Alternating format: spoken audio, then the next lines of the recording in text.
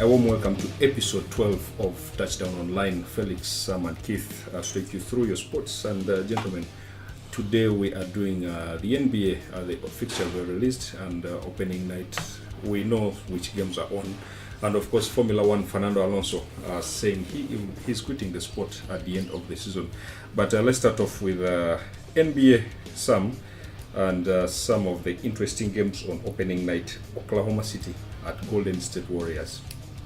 Yeah, it wouldn't have been interesting if Paul George had decided to take his talents to Los Angeles. But to the shock of the whole NBA, he decided to stay in Oklahoma City, something that Russell Westbrook managed to convince him, someone would speculate. And whereas, again, we said it in an earlier episode that Golden State are still superior to everyone in the land, in all the remaining 2019s. It should still make an interesting watch because you feel that Golden State will they are not going to go for a record like a 73-9 or go 74-8.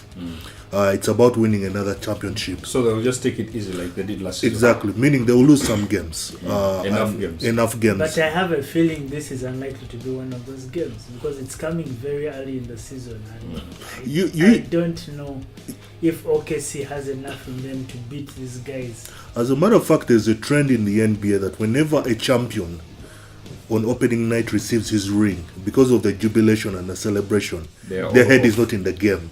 It's because their families come, everybody is in hyper mode, and it takes them a long time until the third quarter maybe before they really get into the game. In the trade, they got rid of Carmelo. Yes. Managed to keep Paul George. Westbrook and Paul George. So, yeah, it means that because Carmelo being a superstar in courts demanded more touches, which is now not going to be a problem. The offense can be run between Paul George and Russell Westbrook. And for them, I think what is going to be very big is the return of Andy Robson, their perimeter shooting guard defender, one of the best in the league, who you remember broke his leg around sometime earlier this year and really cost them because he sets the tempo defensively. And they will absolutely, for example, if you look at the series they lost in the playoffs against the Utah Jazz, one of the reasons was because Ricky Rubio and Donovan Mitchell, many people's winner for Rookie of the Year, unlike the guy from Philadelphia, they dismantled Russell Westbrook and whoever else was with him in the perimeter defense because they did not have a guy of the skill set of an Andy Robson to shut down any offensive player on the other side to allow Russell Westbrook to be the player he is. So to be a welcome addition for him. Moving on to the LA Lakers, of course, they got LeBron James. And they open away to Portland, but the interesting scenario is the one at Staples Center, where the tickets are going for $306. Yeah, and that's towards LeBron. And the Lakers will be the most shown team this season. Absolutely. Unsurprisingly, though. But my question is, what do they have in their setup that's going to make LeBron's going there worthwhile?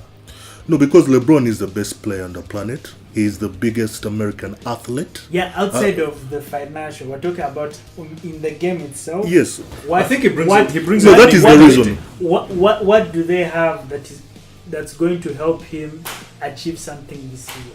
Has he gone there to win? He has not he has gone there to win, but not at the level you would think. LeBron James has made it clear to Magic Johnson that he does not need to trade the pieces that he has currently to get a superstar. He can do that. He can wait the long game. But here's the beauty. Look at what the Celtics did. Jaylen Brown and Jason Tatum came to the party. If Kyle Kuzma and Josh Hart and Julius Randle and Lonzo Ball all came to the party, as in just this, because sometimes when you have a LeBron James, the pressure goes off you. The spotlight of Los Angeles is not on you.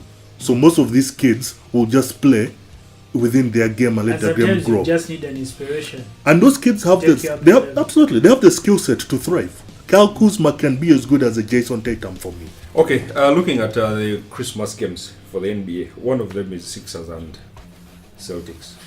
Yeah, and to many people, unexpected Eastern Conference Finals. to a lot of pundits in the NBA. The two best teams in The East. the East, two teams that are very young, two teams that will shape the dynasty, will shape the destiny of the NBA in years to come, with Joel Embiid and Ben Simmons, Jason Tatum, Kyrie Irving coming back with Haywood.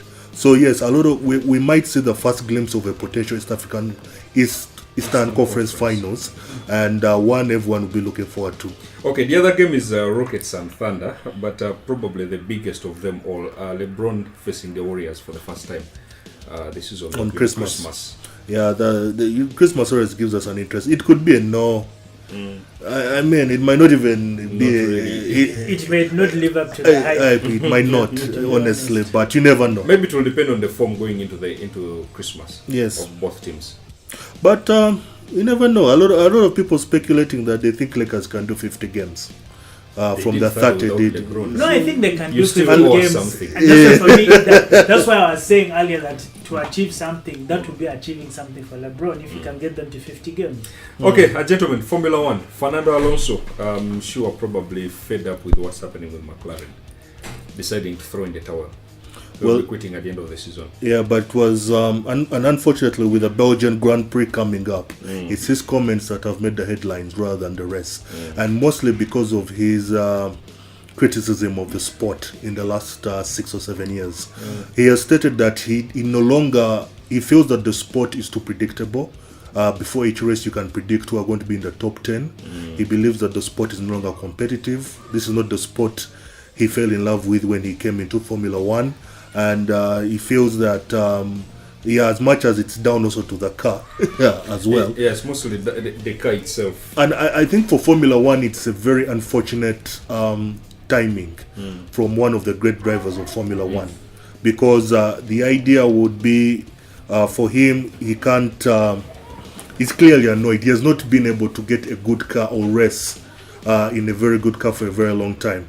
But McLaren have signed Carlos Sainz as replacement for him next season, and towards the end of this year's Formula One calendar, I think the tributes will have to go out to Alonso, because he did give us some good times. Okay, and he will be replaced by Carlos Sainz from Renault, who has been replaced by Daniel Ricciardo. But you've been an amazing audience, and we'll do this next time. Follow us on Twitter, Touchdown Online. Join our Facebook group, Touchdown Online, where you can get links to our Telegram account for the episodes.